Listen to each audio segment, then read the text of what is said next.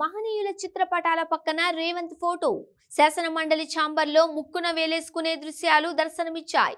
Legislative కౌన్సిల్లో మహనీయుల చిత్రపటాల పక్కన రేవంత్ ఫోటో దర్శనమిచ్చింది. విషయం ఏంటి అంటే లెజిస్లేటివ్ కౌన్సిల్ గుత్తా సుఖేందర్ రెడ్డి ఛాంబర్లో జాతిపిత మహాత్మా గాంధీ, రాజ్యాంగ నిర్మాత భారతరత్న డాక్టర్ బిఆర్ అంబేద్కర్, ప్రముఖ సామాజికవేత్త మహాత్మా జ్యోతిరావు గోవిందరావు పూలే చిత్రపటాల సరసన రేవంత్ రెడ్డి ఫోటోను చేర్చారు. ఇది ఎక్కడో కాదు, ఏకంగా లెజిస్లేటివ్ కౌన్సిల్లో ఈ దారుణం చోటు చేసుకుంది.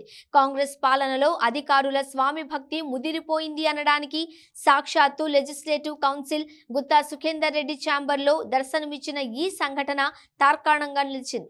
గురువారం శాసన మండలికి నూతనంగా ఎన్నికైన సభ్యుల ప్రమాణ స్వీకారానికి వెళ్లిన పలువురు ప్రముఖులు, రాజకీయ నాయకులు అక్కడ ఈ చిత్రం చూసి ఆశ్చర్యపోయారు.